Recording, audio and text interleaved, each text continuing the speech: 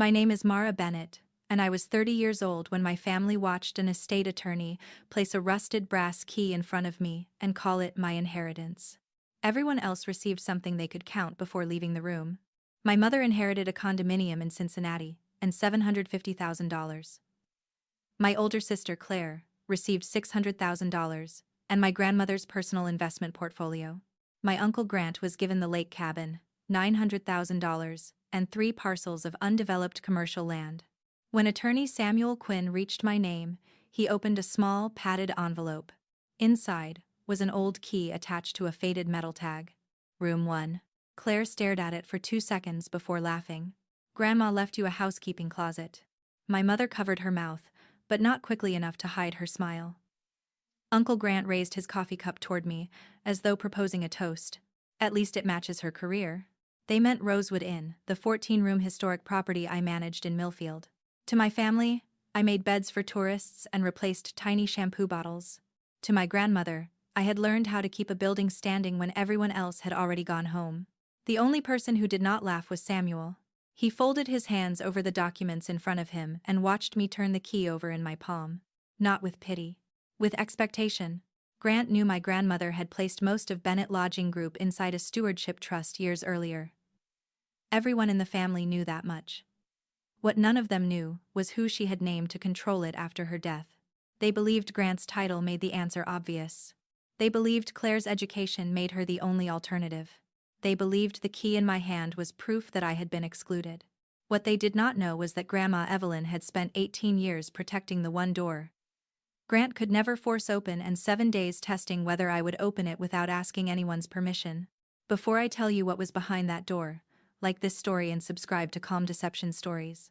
This is where quiet women stop accepting the roles their families wrote for them and discover what happens when dignity finally takes control of the room. 3 mornings before the will reading, my phone rang at 5:47. I remember because I had just printed Rosewood's breakfast occupancy sheet. The lobby was still dim, rain tapped against the front windows, and the first pot of coffee clicked behind the reception desk. My mother's name lit up the screen. Elaine Bennett rarely called before 10 unless someone had died or she needed to remind me that Claire was handling life better than I was. That morning, both conditions applied. "Your grandmother passed away at 3:15, she said. No greeting, no pause, no question about whether I was sitting down. I gripped the edge of the desk. "What happened?" She stopped breathing in her sleep. The night nurse called Grant first, which was appropriate because he handles the company. Even death arrived through my mother, arranged by rank. Was Grandma alone? The nurse was in the house. That isn't what I asked. My mother exhaled. "Mara, do not turn this into something dramatic. The funeral home will arrive at 8. Samuel Quinn is reading the will on Thursday at 2. Wear something professional." Then she hung up. I stood behind the desk with the phone still against my ear. Above the fireplace, the old clock ticked. Somewhere upstairs, a guest turned on a shower, and water moved through the pipes with a tired groan. Evelyn May Bennett was 84 years old.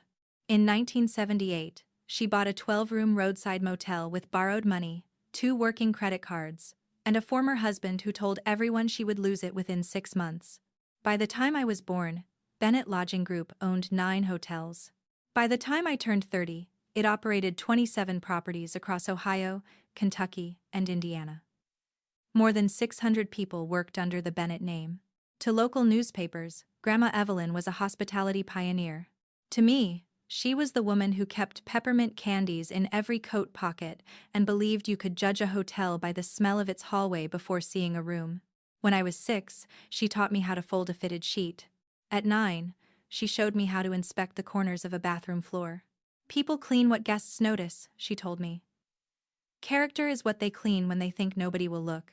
At 12, she let me stand behind the original Bennett Motor Court desk and ring the brass bell when travelers arrived. She treated each room key as a promise. "If someone trusts you enough to sleep under your roof," she would say, "you owe them more than a locked door." I called my assistant manager and asked her to cover the morning shift. Then I drove 45 minutes to Grandma's house outside Mason. Rain followed me the entire way. The property sat behind a low stone wall and 2 rows of old sycamore trees. The house was white brick with black shutters, a greenhouse behind the kitchen, and a wide front porch Grandma had refused to replace even after 3 contractors called it outdated. Grant's Range Rover was parked across the circular drive. Claire's silver Mercedes sat beside it. My mother's rented SUV was near the steps. She had told everyone she sold her own car because she wanted to simplify. A collection agency had called the inn looking for her twice. Inside, nobody was crying. Grant stood in the living room with his phone against his ear. "Tell the board I'll request an emergency session Friday," he said. "The Stewardship Trust still controls the voting block, but until the successor is confirmed, operations come through my office." He ended the call when he saw me. Grant was 58, broad-shouldered, silver at the temples, and still moved like the high school quarterback people continued admiring long after everyone else had forgotten the game. He had worked at Bennett Lodging Group for 22 years and served as chief operating officer for 12. The company's stewardship trust was not a secret. Grandma had transferred 72% of the voting shares into it in 2007 to prevent family members from selling the company in pieces. What remained sealed was the identity of the successor beneficiary. Grant had spent almost 2 decades behaving as though the answer had already been written beside his name. Claire sat at the dining table with her laptop open. She owned Bennett and Vale, a luxury hotel design firm that had worked on several company properties. Her husband, Preston, leaned over her shoulder while she reviewed a list of current projects. My mother was removing silver frames from the mantel and placing pieces of masking tape underneath them. She wrote her initials on one. "Are you claiming Grandma's belongings already?" She turned without looking ashamed. "I'm labeling sentimental pieces before people start taking things." "You are people." Her expression tightened. "You always did have a talent for making simple situations unpleasant." Grant stepped toward me. "We have a great deal to manage. Staff are nervous. Lenders will want continuity. The board meets Friday, and I'll ask to be appointed executive chair until Samuel confirms the trust succession." "Has the board agreed?" "Mara, you manage a small inn. You do not need to concern yourself with governance." Rosewood was not a bed and breakfast, though my family called it one whenever they needed my work to sound decorative. It was a 14-room historic hotel with 2 event spaces, a commercial kitchen, 23 peak season employees, vendor contracts, payroll, health inspections, emergency plans, and annual revenue above $2 million. Grant knew that. Calling it small was easier than admitting I understood responsibility. Claire looked up. "You arrived quickly." She was my grandmother. She was everyone's grandmother. "No," I said. "She was your grandmother when there was a holiday dinner, a photographer, or a renovation contract." Preston lowered the laptop screen. Claire's face hardened. My mother stepped between us. "Not today." She said it as though I had created the tension instead of naming it. I walked into the kitchen. Grandma's blue ceramic mug stood beside the sink. A tea bag had dried against the porcelain. Her reading glasses rested on the windowsill beside a folded newspaper. The ordinary evidence of a person's plans can hurt more than a funeral. A mug says she expected another cup. Reading glasses say she planned to continue the article. A half-finished crossword says, "Death interrupted something." I placed one hand on the counter and closed my eyes. The last time I saw Grandma was 4 days earlier. I had brought lemon soup from Rosewood's kitchen and sat with her in the sunroom. She looked tired, but her mind was sharp. She asked whether the inn's boiler had passed inspection. She remembered the name of a housekeeper's son who had broken his wrist. She wanted to know why our linen costs had risen 9%. When I stood to leave, she caught my wrist.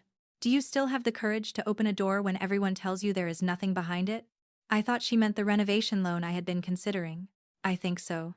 Her fingers tightened. Thinking and knowing are different things. Then she released me and asked for more soup next week. There was no next week. My mother entered the kitchen and leaned against the doorway.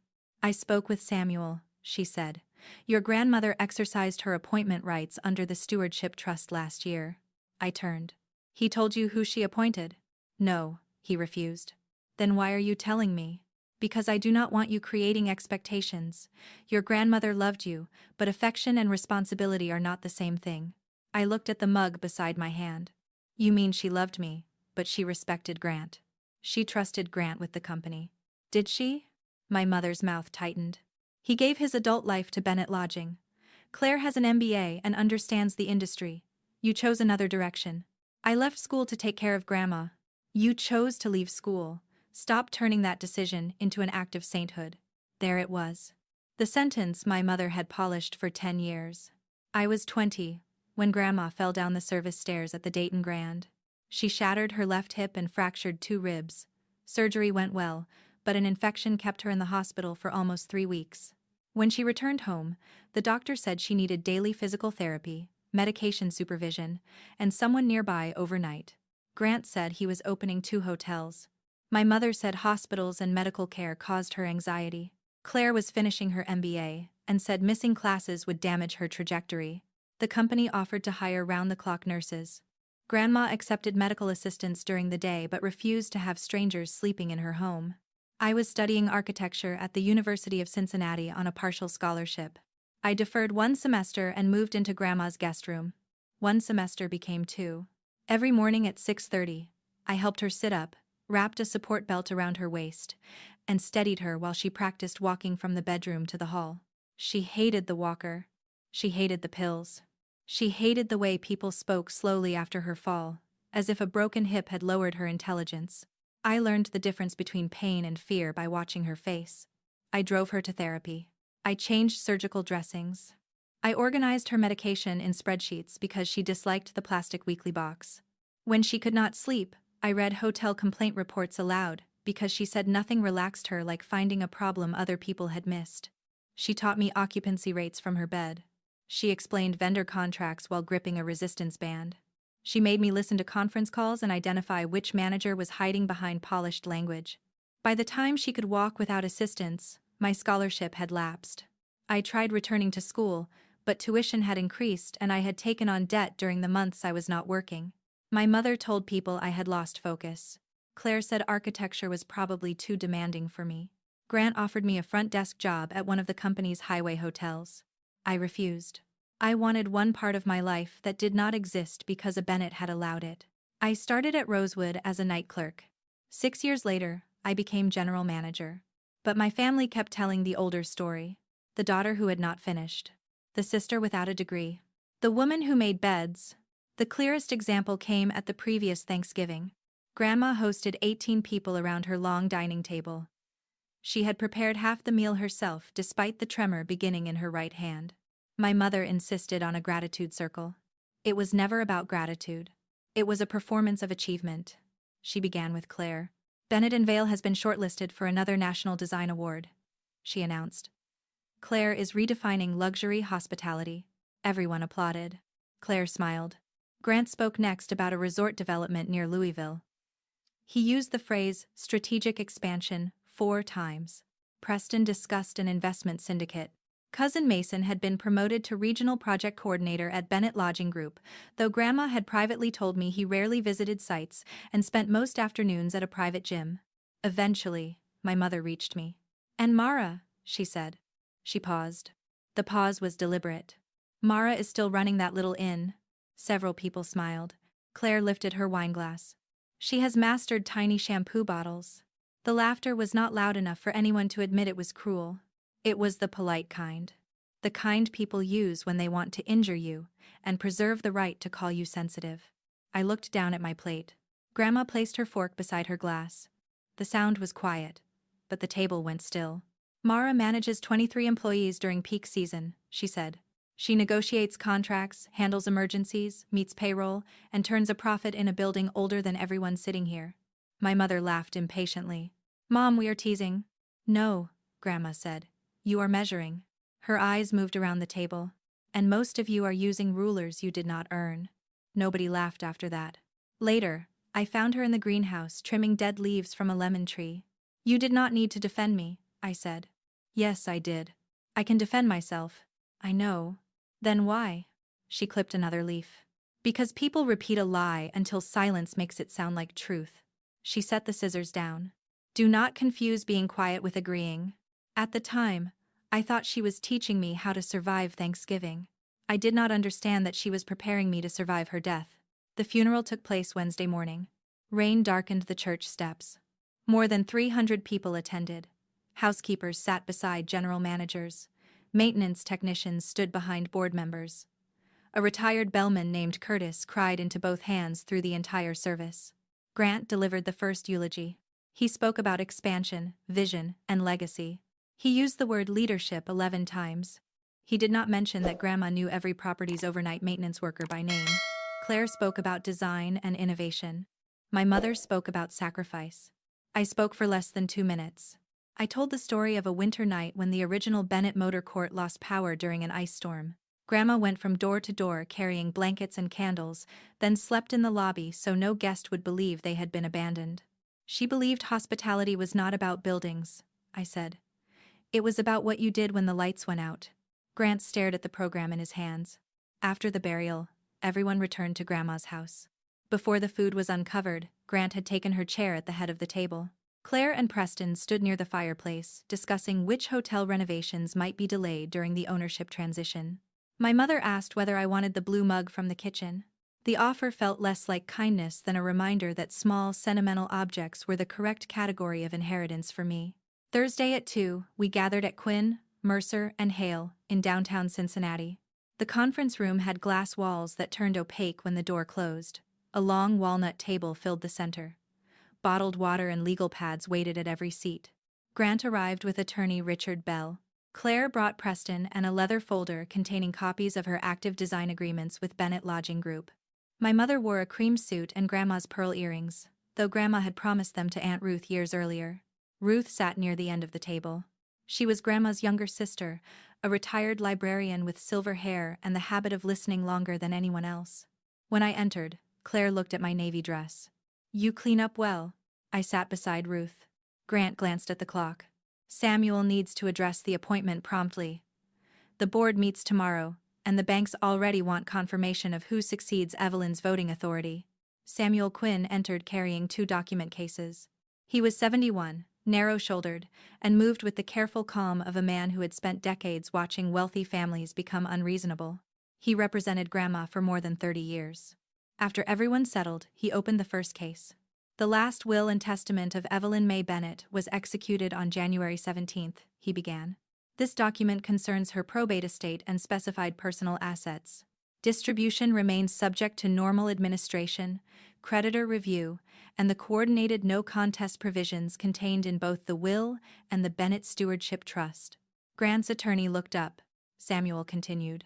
"Every probate bequest is expressly conditioned on the beneficiary refraining from a bad faith challenge to the trust succession." Then he read the individual bequests. Grant received the lake cabin, $900,000, and 3 undeveloped parcels outside Lexington. He nodded once. My mother received the Cincinnati condominium and $750,000. Her shoulders lowered with visible relief. Claire received $600,000 and Grandma's personal investment portfolio, valued at approximately $1.4 million. Preston immediately wrote something on his legal pad. Several cousins received education and housing trusts. Aunt Ruth was given the greenhouse, the adjoining acre, and a lifetime maintenance fund. She began crying silently. Samuel waited until the room settled. Then he turned to the final page. "Tamara Elise Bennett." Every face turned toward me.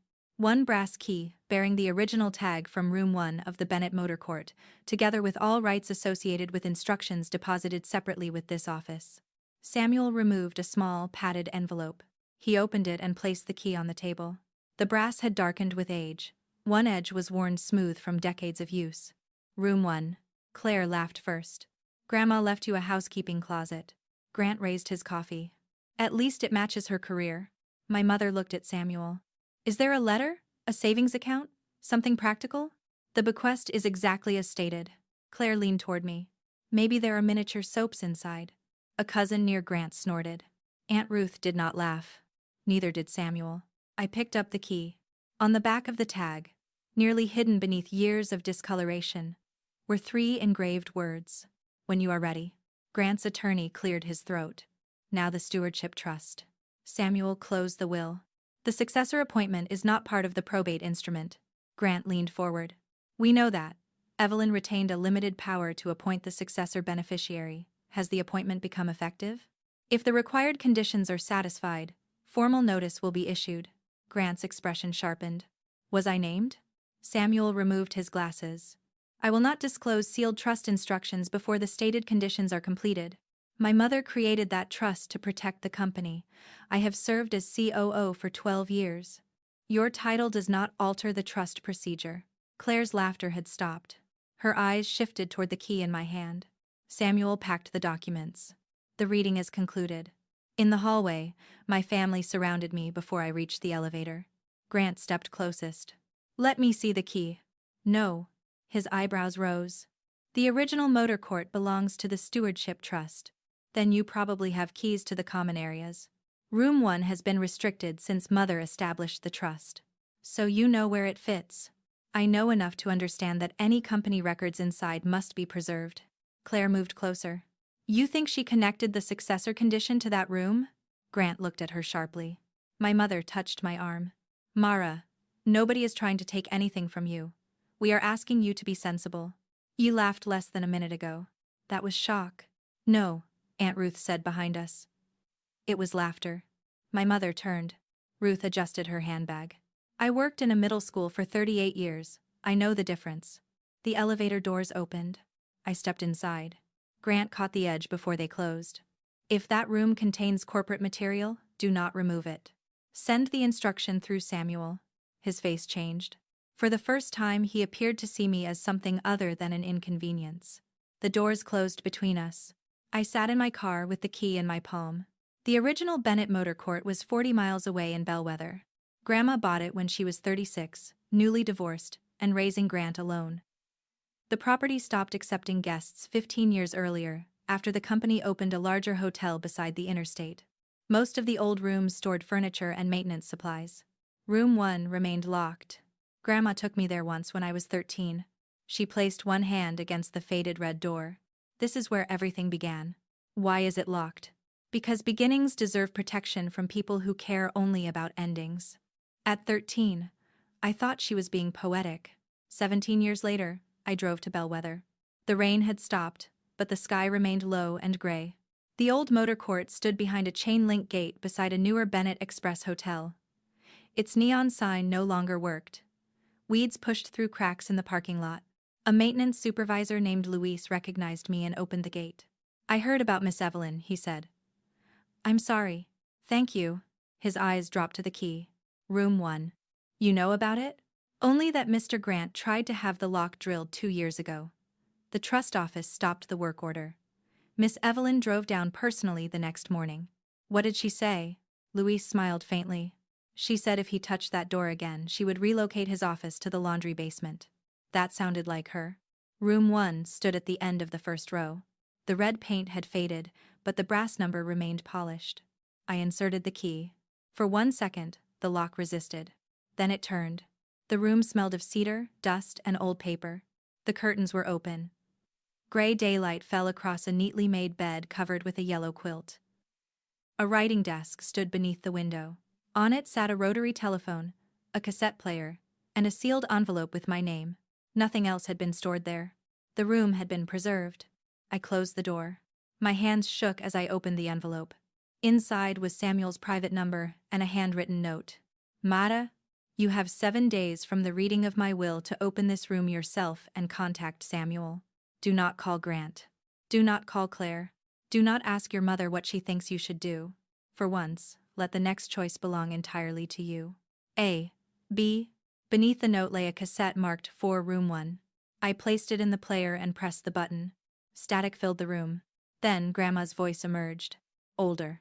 Softer. Still unmistakably hers. If you are hearing this, Mara, then they laughed at the key. I covered my mouth. I wish I could say I expected better. Hope is useful when attached to action. Without action, it is only denial dressed for church. A faint cough sounded on the recording.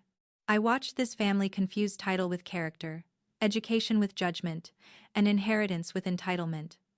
I made some of those mistakes possible. I rewarded confidence because it looked like certainty. I stayed silent when people called your quietness weakness because correcting them required admitting how often I encouraged their arrogance. I sat on the edge of the bed. You came when I fell, not for a weekend, not for a photograph. You stayed through the infection, the fear, the anger, and the mornings when I hated needing help. You never asked what would happen to the company. You asked whether I had taken my medicine. Her breathing grew slower. That is not the only reason I made this arrangement. Care revealed your character. The years afterward confirmed it. I wiped my face. Call Samuel. Listen carefully. Then decide whether you are willing to carry something heavier than money. The tape clicked off. Outside, wind moved dry leaves across the parking lot. I dialed Samuel, he answered before the second ring. Samuel Quinn. This is Mara. His voice softened. You opened room 1. Yes. Were you alone? Yes. Did anyone direct you there, or tell you what you would find? No. Good. I gripped the phone. What is happening? Your grandmother executed her successor appointment under the Bennett Stewardship Trust. I cannot discuss the details by telephone. Come to my private office tomorrow at 10. Bring identification and the key. What happens if I do not? The appointment expires 7 days after the will reading. Control then passes permanently to the Bennett Employee Stewardship Foundation. And Grant? He would remain an employee and minority beneficiary, but he would not control the voting trust. I looked around the preserved room. Why would Grandma create a test like this? Because Evelyn believed anyone who could not recognize responsibility in an old key had no business controlling what it opened. That evening, my mother organized what she called a remembrance dinner at Grandma's house. Grant sat in Grandma's chair. Claire and Preston spread design contracts across the table before the food arrived. My mother opened a bottle of wine from Grandma's cellar and announced that everyone needed to discuss the transition calmly. Grant raised his glass. Tomorrow I'll ask the board to appoint me executive chair until the successor procedure is complete. Aunt Ruth looked at him. Has anyone asked what Evelyn wanted? The trust exists because she wanted stability, he said. I am stability. Claire turned to me. Did you go to Bellwether? Every conversation stopped. How would you know? My mother avoided my eyes. Your old family account still had location sharing activated. I left that account 2 years ago. Apparently the device authorization remained. You tracked me. We were worried. Grant put down his glass. What was inside? Dust. What else? A bed. Mara. A telephone. His jaw tightened. Documents. No. Instructions? I took a bite of chicken. My mother softened her voice. Sweetheart, this does not need to become adversarial. If Grandma connected the successor appointment to you, Grant can help you understand what it means. Why would I need Grant? He has experience. Claire gave a short laugh. You cannot seriously believe Grandma intended you to control Bennett Lodging. I have not said what she intended. You are enjoying this. No, I'm eating dinner. Grant's palm struck the table.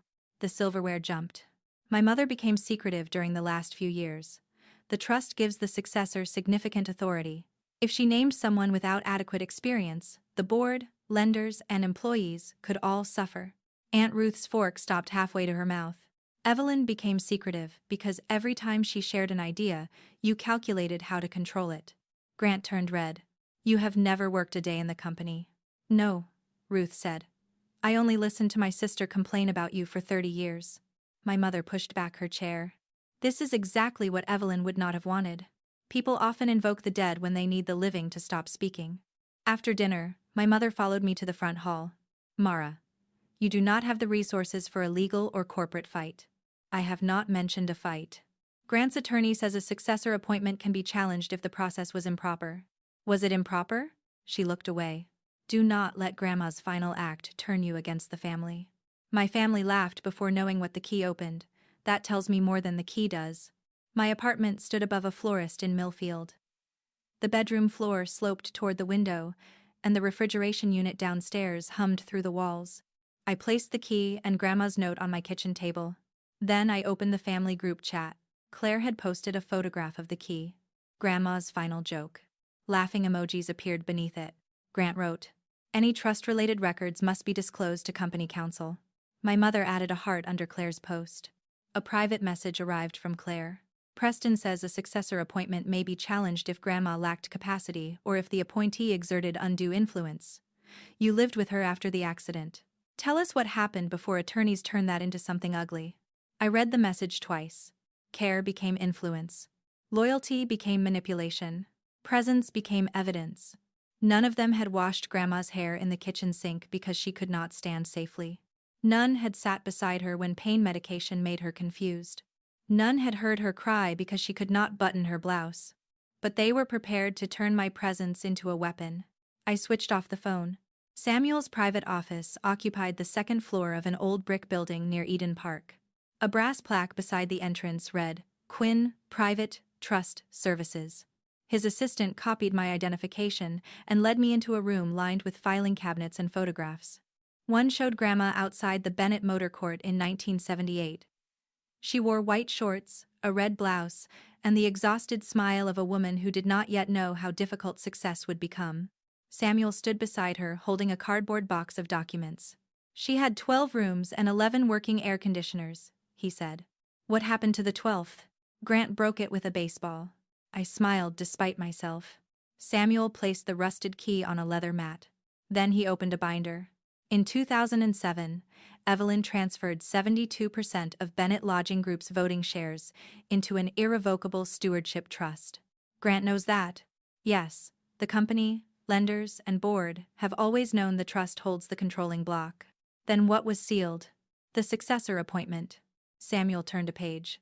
The trust cannot be revoked, and its assets cannot return to Evelyn's personal estate. However, the original agreement reserved to her a limited power of appointment. She could designate one qualified successor beneficiary, provided the person was not informed, did not solicit the appointment, and completed the acceptance conditions after her death. She named me. Yes.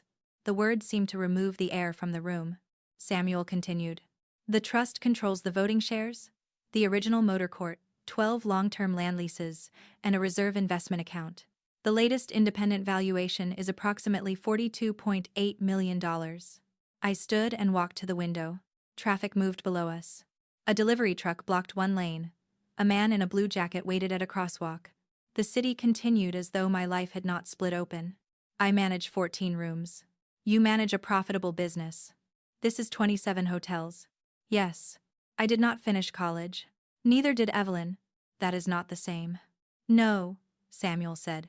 You have more operational experience than she had when she bought her first property. I turned. Why me? Evelyn first executed a contingent appointment to the Employee Foundation. In 2016, after recovering from her fall, she used the reserved power to name you instead. So the fall was the reason. The fall revealed something. The following years confirmed it. He opened another file. Every year, Grandma had reviewed my work at Rosewood. Employee turnover, guest retention, operating margins, maintenance response times. She had quietly purchased a minority interest in Rosewood's holding company through an investment fund, not enough to control it but enough to receive performance reports. Under my management, staff turnover dropped by 34%. Guest complaints fell. Profitability increased without reducing wages or housekeeping hours. She wanted evidence, Samuel said, not affection. I ran my fingers along the page. What happens if I accept? You become controlling beneficiary and chair of the ownership council. Who sits on the council? During the 18-month transition, there are 3 voting members. You hold the chair. I hold the independent trustee seat. Nadine Brooks, elected by the Employee Stewardship Committee, holds the workforce seat. Major ownership actions require 2 votes. Changes involving executive discipline, related party contracts, or trust assets require unanimous approval during the transition. And day-to-day operations? Remain with the chief executive and corporate board. Marcus Bell has served as CEO for 3 years. Grant is COO.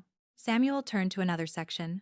The transition protocol gives the ownership chair limited emergency concurrence rights.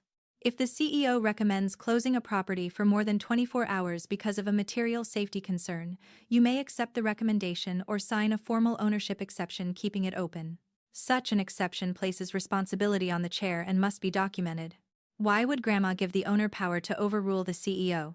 She believed owners should not hide behind management when a decision affects the survival of a major property. She also required written accountability to discourage casual interference. Samuel tapped the page. Executive removal is separate. A family executive may be dismissed only after a recommendation from the CEO, approval by the corporate board, and unanimous consent from the ownership council during the transition. The rules were precise. They did not make me a queen. They made me visible. Grant told the family he would become executive chair. He intends to request it. The board has not agreed. Samuel placed a pen beside the binder. You have 30 days to accept or decline.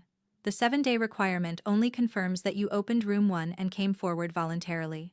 Does my family know I am the appointee? Not yet. They will challenge it. They may threaten to. Evelyn prepared for that. He opened a second binder. Independent capacity evaluations were completed in 2007, 2016, 2021, and 4 months ago. Each was performed by a different board-certified physician without financial ties to the family. And the no contest clause? There are coordinated provisions in both documents. The trust defines a bad faith challenge. The will conditions every probate bequest on the beneficiary not bringing one. Because the estate has not distributed the assets, the executor may suspend payment while a challenge is reviewed. I stared at the pen. I cannot sign today. Samuel nodded. Good. I looked up. Good? Evelyn predicted you would ask for time. She said anyone eager to accept $40 million in the first hour should not control it. He turned a laptop toward me. A man appeared on the screen.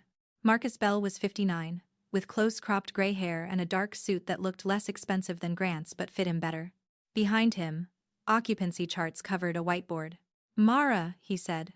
Mr. Bell. Marcus. I started at Bennett Lodging as a night auditor. Titles do not impress me enough to require one before coffee. Samuel left the call open. Marcus folded his hands.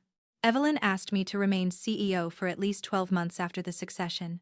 If you accept, I will teach you how the portfolio works. What do you expect from me? To arrive before you feel ready. That is all? No. I expect you to read everything. Ask questions before pretending to understand, and accept that compassion does not excuse indecision. What is the condition of the company? Profitable. Overextended in 2 markets. Carrying deferred maintenance at 4 older properties. There are also concerns about related party vendors and family employees, but an internal review is incomplete. Grant? I will discuss people after you decide whether you are willing to carry responsibility for them. He did not flatter me. He did not call Grandma wise. He did not say I would be good at the job. I trusted him more because of it. When I left Samuel's office, my mother called before I reached my car. I heard you were in Cincinnati. How? Claire saw your car near Eden Park. That answer was at least believable. What did Samuel tell you? Private information. Mara. Grant has spent decades building the company. Grandma built it. You know what I mean. Yes, I usually do. Her voice hardened. If you are hiding something that affects all of us, you are making a terrible mistake. Why? Because people with real power can overwhelm someone who has never operated at that level. Someone who... I stopped beside my car. What kind of person am I, Mom? That is not what I meant. It is exactly what you meant. I ended the call. For 2 days, the pressure became organized. Claire sent legal phrases Preston had found. Grant requested a formal family meeting. My mother left a voicemail saying Grandma would be devastated to see us divided. A cousin wrote that wealth should remain fairly distributed. Another asked whether I planned to sell the company. Nobody asked whether I was grieving. Nobody asked what Grandma's voice sounded like on the tape. They asked only what the door was worth. Saturday evening, 13 people gathered in Grandma's living room. Grant stood beside an easel displaying an organizational chart. Claire sat with Preston and 2 binders. My mother occupied the chair nearest Grandma's place. Aunt Ruth sat by the window, hands folded over her purse. Grant had arranged the room like a board presentation. We need to resolve this before uncertainty damages the company, he began. I remained near the doorway. Resolve what? If Evelyn appointed you under the trust, the responsible solution is for you to delegate voting authority to me. Claire opened a binder. You could retain an economic interest while Grant handles governance. I can advise on brand strategy and capital improvements. You created a plan before knowing whether I was appointed. We understand enough, Grant said. I have run operations for 12 years. Claire understands design and investor expectations. Preston knows finance. You could hold a ceremonial council seat. Ceremonial. My mother leaned forward. Nobody is trying to humiliate you. You invited 13 people to explain why I should surrender something you do not know I have. We are trying to protect you. From what? Grant's voice rose. From making decisions you are not qualified to make. The room went still. He stepped around the easel. You manage 14 rooms. You do not understand debt covenants, labor negotiations, development finance, insurance exposure, or regional operations. You have no degree. You have no board experience. You have no place deciding the future of 600 employees. Claire stood beside him. Grandma depended on you emotionally after her accident. That may have distorted her judgment. There it was. The transformation was complete. Care became manipulation. My mother looked at me with carefully arranged sadness. You have always wanted to prove you were as capable as Claire, but this company is not the place to work through old resentment. For a moment, I could not speak. Not because I was weak. Because pain becomes strange when someone finally says aloud what you have spent years pretending not to hear. Aunt Ruth broke the silence. Elaine, your daughter lost her scholarship caring for your mother. She made that choice. Yes, Ruth said. That is what character is. A choice made when excuses are available. Grant pointed toward her. This is a business discussion. No, I said. Everyone looked at me. This stopped being a business discussion when you decided my care for Grandma was evidence against me. Claire crossed her arms. Then tell us what Samuel said. No. Grant stepped closer. You cannot shut out the family. I am not shutting you out. I am refusing to hand over information because you demanded it. You are making an enemy of me. No, Uncle Grant. You are reacting to the first boundary I have ever given you. My hands shook, so I placed them in my coat pockets. I have heard everything. I will meet with my attorney and make my decision. After that, formal notice will be issued. Grant laughed. Your attorney? Yes. I walked toward the door. My mother called after me. If you leave, do not expect us to clean up the consequences. I turned. For 10 years, all of you have treated the consequences of your choices as if they belonged to me. They do not anymore. On Sunday morning, I returned to room 1. Sunlight made a bright rectangle across the yellow quilt. Inside the desk drawer, I found a second envelope marked "After you decide." I did not open it. The words mattered. Not after you learn. After you decide. I sat in the desk chair and thought about Rosewood. A boiler failure during a January wedding. 36 guests who needed new rooms.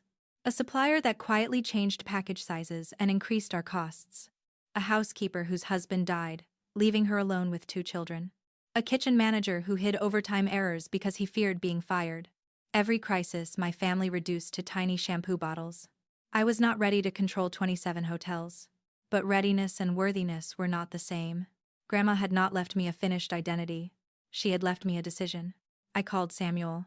I'm accepting. Monday morning, I signed the documents with the fountain pen Grandma used when she purchased the motor court. Samuel verified each page. Then he placed the second envelope before me. You may open it now. The paper carried Grandma's handwriting. Mara, I am not leaving you a hotel company because I believe you know everything. People who believe they know everything eventually stop seeing what stands in front of them. I am leaving it to you because you notice. You noticed when I was frightened after my fall. You noticed which nurse spoke to me instead of over me. You noticed when the Rosewood staff was exhausted before the numbers reflected it. You noticed when people laughed to make cruelty look harmless. Rooms, companies, and families fail the same way. Someone sees the damage and decides naming it would be inconvenient. Do not make that choice. Grant understands operations, but mistakes control for leadership. Claire is talented, but treats relationships like contracts she should always win. Your mother loves you, but she has spent years loving appearances more. Do not punish them for being who they are. Do not protect them from the consequences either. One more thing. The old motor court must become useful again. I began the work but left the decision unfinished. Do not complete it merely because I wanted it. Study it. Challenge it. Make it yours or let it go. The first key I carried opened room 1. Now it is yours. Open carefully. Close firmly. And never give a key to someone who believes every room already belongs to them. Grandma Evelyn. I read the letter 3 times. When do we notify the family? Samuel asked. Wednesday. At Grandma's house. Why there? Because that is where they decided I had no place at the table. Wednesday at 1:45, Grant was already sitting in Grandma's chair. He wore a dark suit and had placed his attorney beside him. Claire and Preston sat on the sofa. My mother stood at the window, checking the driveway. The rest of the family filled the room. They expected surrender. Grant's organizational chart leaned against the wall again. At exactly 2, I entered with Samuel, Marcus, and Nadine Brooks. Nadine was 51, a former housekeeper who had become regional training director and had been elected by employees to the stewardship committee. Grant recognized her immediately. What is she doing here? Nadine removed her coat. Representing the people whose work pays for these meetings. Samuel placed 2 document cases on the coffee table. I sat opposite Grant. Not in Grandma's chair. I did not want it. Samuel waited until everyone settled. Evelyn Bennett created the Bennett Stewardship Trust on May 14, 2007. The trust is irrevocable, holds 72% of Bennett Lodging Group's voting shares, and is separate from Evelyn's probate estate. Grant's attorney began taking notes. The original agreement reserved a limited power, allowing Evelyn to appoint one qualified successor beneficiary. That power did not permit her to reclaim trust assets or alter their protected status. Grant gripped the arm of the chair. Who? Samuel looked at me. The successor beneficiary is Mara Elise Bennett. Claire's mouth opened. My mother's hand tightened around the curtain. Samuel continued. Mara completed all acceptance conditions on Monday. The appointment is effective. She now serves as controlling beneficiary and chair of the ownership council. This is impossible, Grant said. Marcus spoke for the first time. It is complete. Claire stood. She manages an inn. That fact does not change the appointment, Samuel said. She did not finish college. Neither did Evelyn. She manipulated Grandma after the accident. The accusation arrived quickly. Prepared. Samuel opened the first case. Evelyn anticipated that allegation. He placed 4 medical reports on the table. Independent capacity evaluations were conducted in 2007, 2016, 2021, and March of this year. All found full contractual and testamentary capacity. He added another folder. The 2016 appointment was witnessed by 2 physicians, a retired judge, and an independent trust officer. Mara was not present, was not informed, and had no communication regarding the appointment. Grant pointed at me. She was constantly around Mother. Yes, Aunt Ruth said. That was the point. Grant ignored her. I am COO. Evelyn expected me to run the company. Marcus's voice remained calm. You run operations under executive oversight. You have never owned the voting block. I built those properties. You managed projects funded by a company Evelyn controlled. My mother stepped forward. Mara, your grandmother wanted the family together. I looked at her. You laughed when I received the key. That was shock. You tracked my location.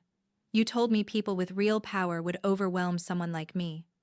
On Saturday, you said I was using the company to compete with Claire. I was afraid. For me? She did not answer. No, I said.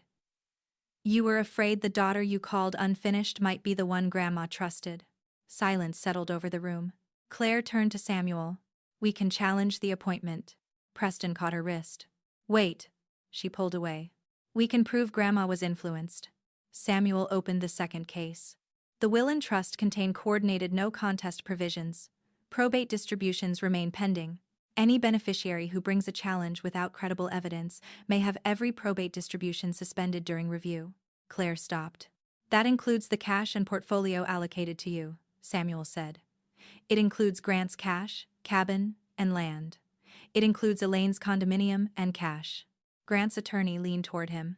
If a court determines the challenge was knowingly fraudulent, the suspended assets transfer to the Employee Emergency Fund. Grant's voice cracked. You are threatening us. I am describing the documents Evelyn executed. Marcus opened a folder.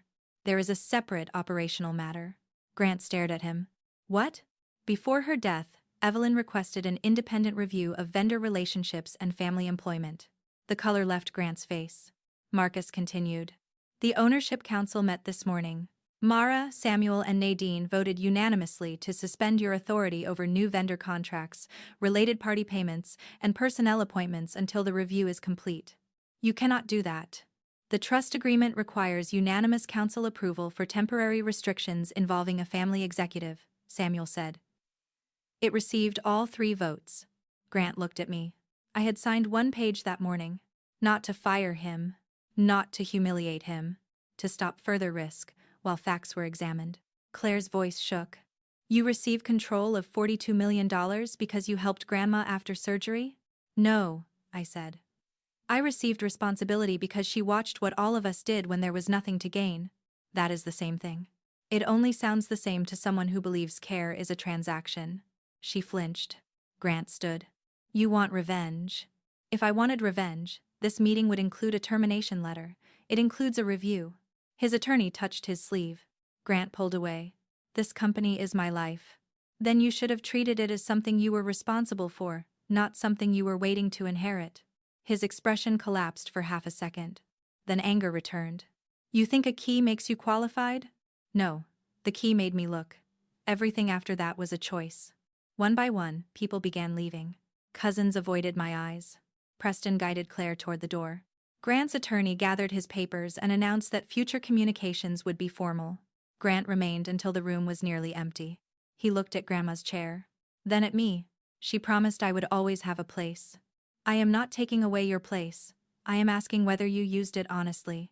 He left without answering. My mother stood near the door. Her mascara had gathered beneath one eye. I do love you, she said. I know. The answer hurt her more than anger would have. Then why does this feel like you are leaving me? Because you only felt close to me when I was beneath you. She pressed her lips together. I am not cutting you out. But I am done becoming smaller so you can feel like my mother. She walked outside. Aunt Ruth was the last family member to leave. She touched the rusted key on the coffee table. Evelyn carried this for nearly 40 years. You knew? I knew the room mattered. I did not know what she kept there. Why did you never tell me? She wanted to know whether you would open it without being led. Ruth smiled through tears. She knew you would. The following Monday, I arrived at Bennett Lodging Group headquarters at 7:20. The building stood beside the river in northern Cincinnati, 5 stories of renovated red brick and dark windows. Grant's reserved parking space was empty. I parked with visitors. Marcus met me in the lobby holding 2 coffees and a binder thick enough to stop a door. I do not know how you take it, he said. Black. He handed me a cup. It contained milk and too much sugar. We are both beginning with disappointment, he said. You with the coffee, me with how little you know.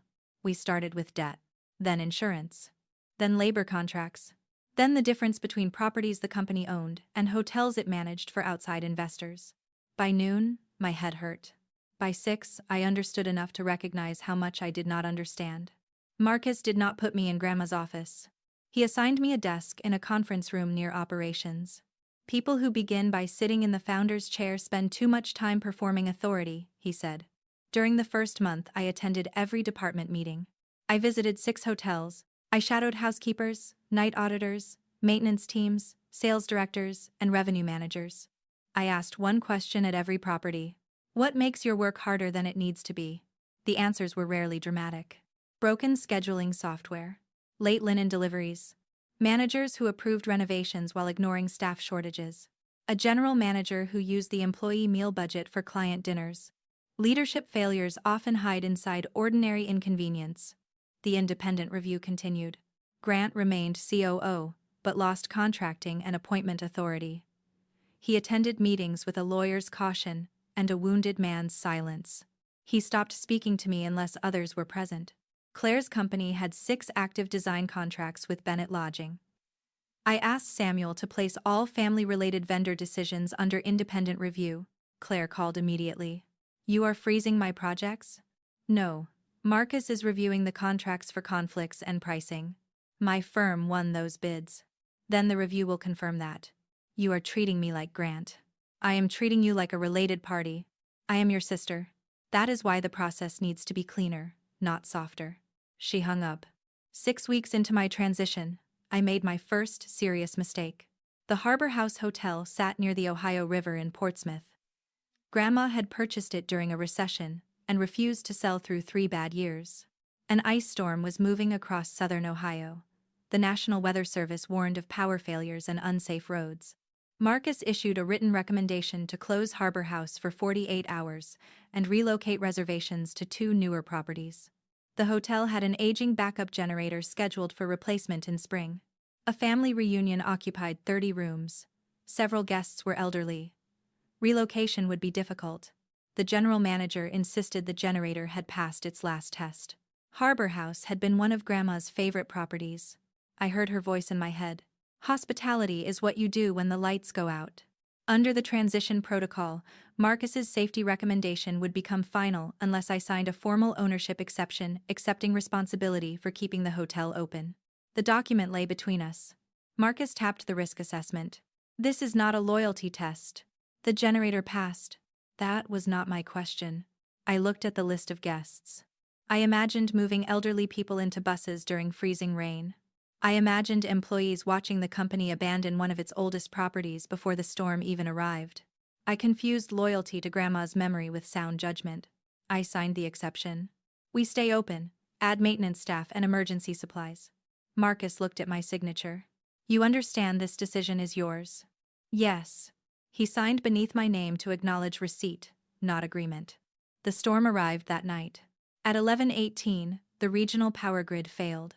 The generator started. At 11:41, it overheated and shut down. Emergency lighting activated, but the elevators stopped. Temperatures inside the hotel began falling. I drove south with Marcus, through freezing rain. By the time we arrived, staff members were helping guests down stairwells. A woman on the fourth floor used oxygen and could not safely descend without medical support. The family reunion's oldest guest was 91. For 6 hours, we coordinated fire crews, buses, blankets, medication, and relocation. Nobody died. Nobody suffered a major injury. But 3 guests were treated for cold exposure. The lobby ceiling leaked after ice damaged a roof drain. A video of elderly guests wrapped in hotel blankets appeared online before sunrise. The headline read, "New Bennett owner overrules safety warning before hotel failure." Grant had forwarded my signed exception and Marcus's recommendation to a local business reporter. He did not need to lie.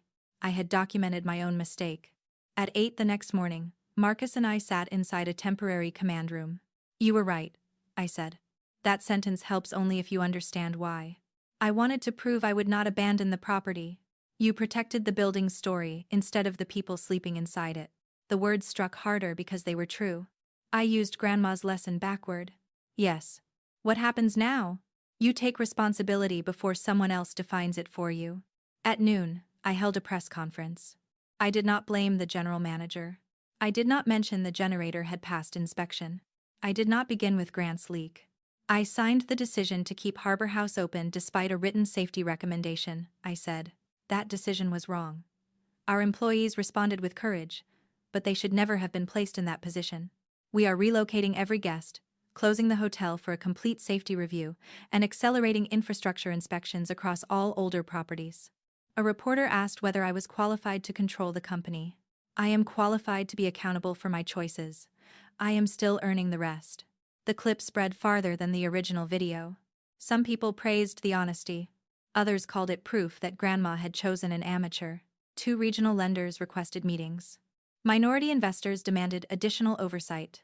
Grant circulated a proposal asking the corporate board to appoint him executive chair and eliminate the ownership chair's emergency concurrence power. For the first time since accepting the trust, I wondered whether my family had been right about one thing. Maybe I was not ready. That evening, I returned to room 1. The room was cold. I played Grandma's recording but stopped it halfway. I did not need her to tell me I had been chosen. I needed to decide what being chosen required after failure. The next morning, I asked the Ownership Council to amend the transition protocol. I should not be able to override a written safety closure recommendation alone, I said. Samuel studied me. You are asking to surrender a power Evelyn deliberately created. I am asking to place a second decision between my judgment and 600 employees. Nadine leaned forward. What do you propose? Any future ownership exception to a formal safety recommendation should require 2 council votes in addition to my signature. Marcus's recommendation remains operational unless that threshold is met. Samuel looked at the revised language. Why? Because accountability cannot be a word I use only against Grant. Nadine voted yes. Samuel voted yes. The amendment passed unanimously. Grant told several managers I had surrendered authority after 6 weeks. Employees saw something else. A Harbor House housekeeper emailed me. Thank you for saying it was your call. Managers usually make us carry their mistakes. The safety review revealed something else. The generator replacement at Harbor House had been deferred twice. Both deferrals were approved by Grant. The capital had been redirected to cosmetic renovations at a luxury property, preparing for an industry awards event. Grant did not cause my decision. I still signed the exception, but the records showed his pattern. He treated visible improvements as more valuable than invisible protection. The independent vendor review finished after 11 weeks. Grant had approved contracts with 2 companies owned by former business partners. Prices were significantly above market. There was no proof he received direct kickbacks. There was extensive evidence he ignored competitive bids because preferred vendors gave him access, status, and influence. The company had overpaid approximately $340,000. 3 family members held salaried positions with little documented work. Cousin Mason had received $98,000 in 14 months while completing almost no measurable assignments. The review also uncovered irregularities involving Claire's design firm. Bennett and Vale had submitted legitimate invoices, but a procurement company controlled by Grant's friend had added coordination charges and altered project scopes after Claire signed them. The inflated amounts made it appear that Claire's firm had received more money than it had. Marcus called Claire into headquarters. I attended with Samuel and the independent auditor. Claire entered defensive. If this is about my contracts, I have every original bid. That is why you are here, the auditor said. He placed 2 invoice sets before her. Her face changed as she compared them. I did not approve these amounts. Your digital signature appears on the revised scopes. That is not my signature. Preston leaned over the documents. It is copied from the original submission. Claire looked at Grant's authorization initials. For years, she had stood beside him because his power benefited her. Now, his methods threatened her reputation. What happens if I dispute this? She asked. The audit report will state your firm's cooperation, Samuel said. If you refuse, the full discrepancy will be referred to outside counsel without your explanation. She looked at me. You think I knew? I think I do not know yet. Pain moved across her face. You always assume the worst of me now. No. I am finally refusing to assume anything. Claire had a choice. Protect Grant and preserve the family alliance. Or provide records that might expose how he had manipulated her work. She requested 48 hours. That evening, my mother called. Claire is terrified. She should speak to her attorney. You could tell the auditors she was not involved. I do not know whether she was. She is your sister, and 600 employees depend on us telling the truth. My mother's voice broke. Why does everything have to become a test with you? It was always a test. I was simply the only one who did not know the rules. Claire returned the following morning with 3 external hard drives, project emails, and archived bid documents. I did not approve the altered invoices, she said. But I saw payments that did not match our revenue, and I never asked why. The contracts helped my firm look larger. I let convenience become ignorance. It was the first time I had heard Claire admit fault without adding a reason someone else was worse. Her evidence proved Grant's procurement vendor had altered scopes after approval. It also showed Grant warned her not to ask questions because corporate billing was not her concern. The auditor cleared Bennett and Vale of deliberate overbilling but cited weak controls and conflicts. Claire lost 2 outside clients when the investigation became public. She did not ask me to replace them. Marcus completed his executive review. He formally recommended Grant's removal as Chief Operating Officer for serious failures of judgment, undisclosed related party conflicts, procurement violations, and repeated interference with the transition process. The corporate board met for 4 hours. Grant presented a written defense. The auditors answered questions. The board approved his removal by a 4-to-1 vote. Because Grant was a family executive and trust beneficiary, the transition agreement required unanimous ownership council consent before the decision became effective. Samuel voted yes. Nadine voted yes. I cast the final vote. Grant was removed as COO. The company could have sued him for the overpayments. His attorney negotiated a separation agreement. He repaid $220,000 through the sale of 1 personal investment property. He surrendered any claim to deferred executive compensation. In exchange, Bennett Lodging agreed not to pursue a civil fraud case without new evidence. His inheritance remained part of the probate estate because he had never filed a challenge against the trust. But the lake cabin and commercial land could not restore the title he had believed belonged to him. Grant requested 1 final meeting. We met inside Grandma's old office. I still had not moved into it. The room remained almost untouched. Grant stood by the window. You won. This was not a game. That is what winners say. I sat across from him. You were given authority for 12 years.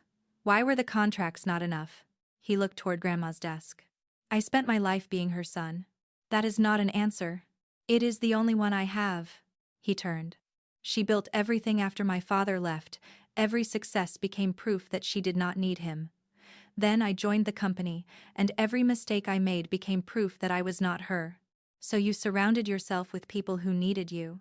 I surrounded myself with people who never corrected me. At the expense of the company. Yes. The word. barely carried. Did you leak the Harbor House documents? Yes. Why? Because I needed everyone to see what I had always believed, that you would fail when the decisions became larger than you. I did fail. His expression shifted. That is not what I expected you to say. I made the wrong decision. Your leak did not create it. He looked away. The difference between us, I said, is not that I never make mistakes. It is that I am no longer asking other people to carry them. His shoulders lowered. What did Mother write about me? I could have used Grandma's letter as a weapon. Instead, I told him. She said you understood operations but confused control with leadership. He closed his eyes. She was right.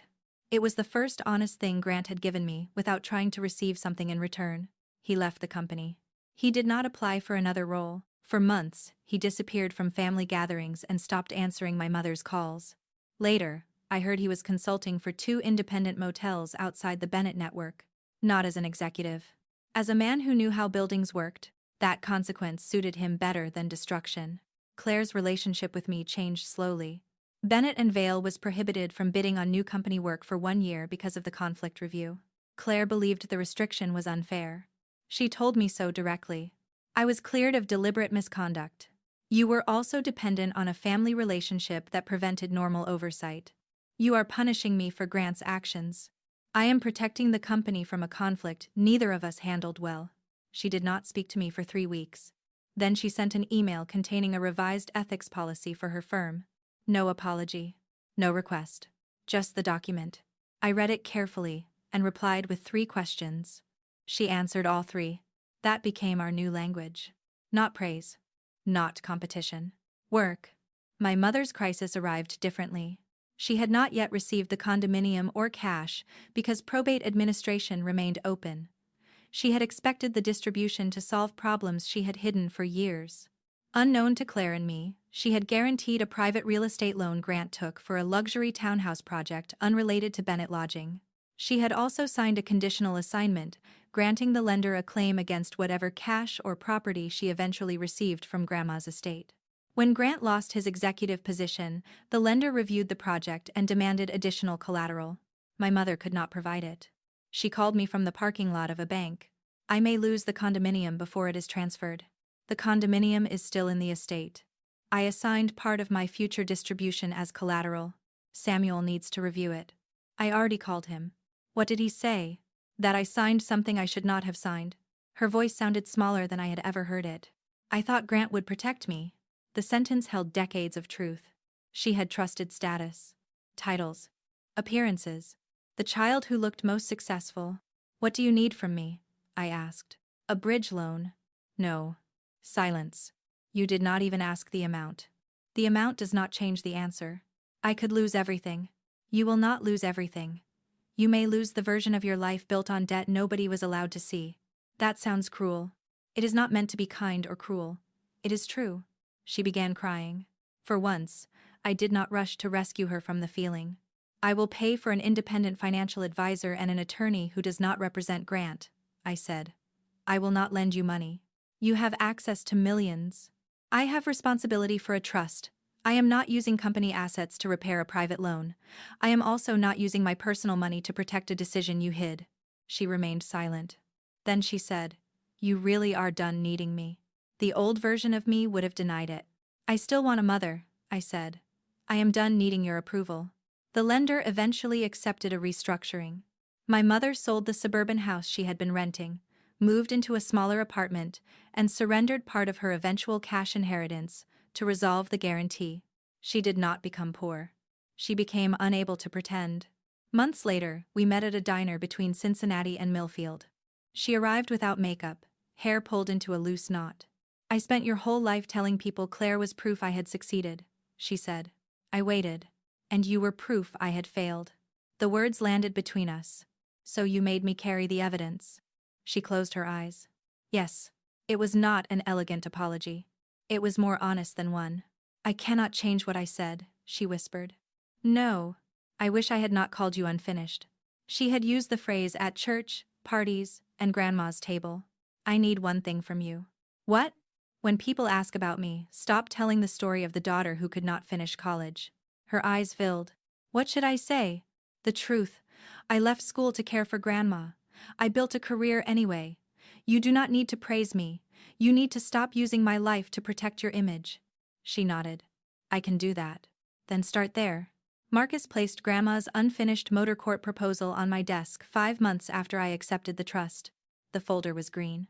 Inside were preliminary plans to convert the old property into transitional apartments and a hospitality training center for women rebuilding after domestic abuse, homelessness, or family abandonment.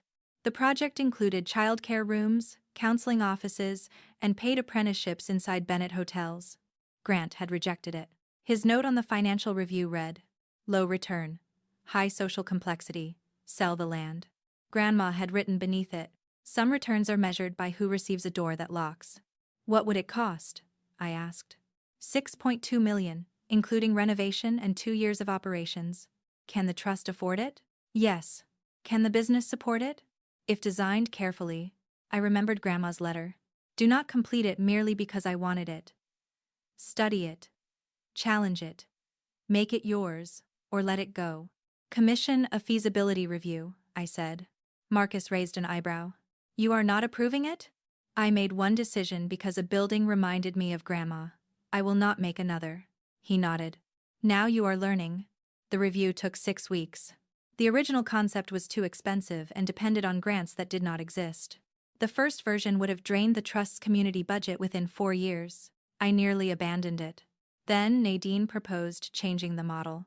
Instead of operating all services ourselves, Bennett Lodging could provide housing, training, and employment while local nonprofits handled counseling and childcare. The revised plan cost less and created a direct path into paid hospitality jobs. The ownership council met to decide whether to commit trust capital. Samuel voted no.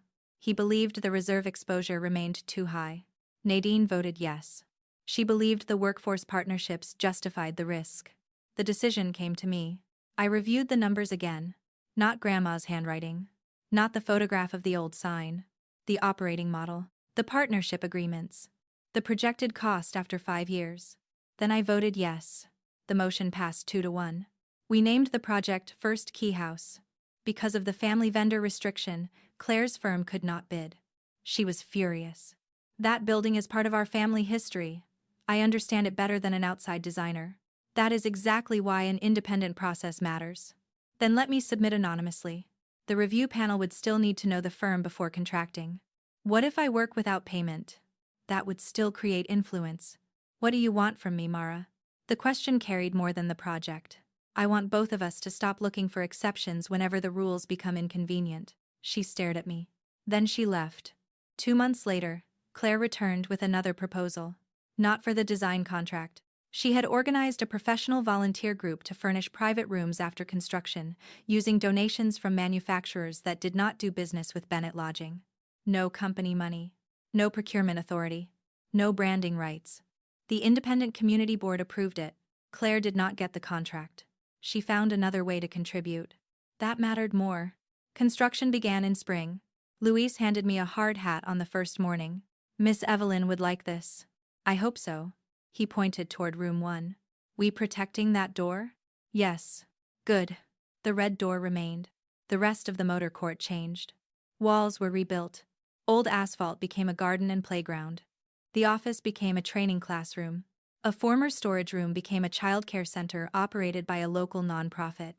We preserved room 1 as a small history space. 1 year after Grandma died, First Key House opened. There was no Thanksgiving dinner at her house. No staged reconciliation around a table. The family gathered in the motor court courtyard because the project, not tradition, gave us a reason to stand in the same place. My mother arrived early. She wore a simple navy dress and carried 2 trays of food she had made herself. When a reporter asked whether she was proud of me, she did not mention the trust or the company. "My daughter left college to care for her grandmother," she said. "Then she built a career nobody in our family respected enough." We were wrong. I heard the words from across the courtyard. They did not erase the past. But they belonged to the truth. Claire arrived with members of her volunteer design group. They had furnished 28 private rooms with donated beds, desks, lamps, and locked storage cabinets. Each room looked different. Not luxurious. Personal. Grant stood near the back of the crowd. He had not told me he was coming. He wore no suit. No company pin. No expression asking to be recognized. After the speeches, he approached me. The old sign looks good. We restored the original lettering. I argued for selling this land 3 times. I know. He looked across the courtyard at women receiving orientation packets. Mother was right. About the project? About what buildings are for. He held out a small envelope. Inside was a check made to First Key House. It was not enormous. It did not buy forgiveness. I accepted it for the project. Thank you. He nodded. We did not hug. We did not pretend one honest conversation had repaired decades. But he remained through the opening. That was something. Aunt Ruth stood beside room 1, holding Grandma's blue ceramic mug. I stole this before Elaine could label it, she whispered. For the first time in a year, I laughed without checking who might use the sound against me. Marcus spoke briefly during the ceremony. He did not praise my inheritance. He described the employees who had completed training, construction, and partnerships. Nadine presented the first group of residents. 12 women stood beside the restored front desk. Some carried children. Some carried everything they owned in one bag. Each received a brass key attached to a blue tag bearing her room number. After the crowd left, I walked into room 1 alone. The yellow quilt covered the bed. The rotary telephone sat on the desk. Grandma's cassette player remained beneath the window. On the wall hung a photograph of her in 1978. Standing beneath the broken neon sign with 11 working air conditioners and no idea how far one small motel would take her. I sat at the desk. For most of my life, I believed my family's opinion was a locked door. I thought that if I worked hard enough, stayed useful enough, and explained myself clearly enough, they would eventually invite me inside. Grandma understood that some rooms become smaller every time you ask permission to enter them. The $42 million was never the inheritance that changed me. Money could not restore the years I spent believing I was less intelligent than Claire. It could not erase my mother's jokes. It could not give Grandma one more morning in the sunroom with lemon soup cooling between us. What changed me was discovering that someone had watched the same life my family dismissed and reached a different conclusion. Grandma did not choose me because I was perfect. Harbor House proved that. I made the wrong decision because I wanted her memory to approve of me. Then I learned the lesson beneath the lesson. Being trusted does not mean being incapable of failure. It means being responsible for what you do after failing. I keep 3 sentences inside my desk. I will not argue for my value in rooms committed to misunderstanding me. A path interrupted by love is not a failed path. Family may be offered love, but access must still be earned. I read them when guilt disguises itself as duty. I read them when Claire and I slip toward old competition. I read them when Grant's name appears on my phone and I feel the urge either to punish or rescue him. Boundaries did not destroy my family. They revealed which relationships were willing to survive honesty. I placed my palm over the worn spot on the desk where Grandma's hand once rested. Thank you, I whispered. Not for the company. Not for the money. For seeing a woman who was still building when everyone else called her unfinished. I switched off the light and closed the red door behind me. Across the courtyard, warm windows glowed inside First Key House. A child laughed in one of the new rooms. Then I heard the quiet turn of a lock. For the first time, it did not sound like something ending. It sounded like someone was safe enough to begin. If this story reminded you of a time your family underestimated your worth, share your experience in the comments. Like this story and subscribe to Calm Deception Stories for more stories about betrayal, quiet courage, earned justice, and women who finally stop asking permission to become themselves.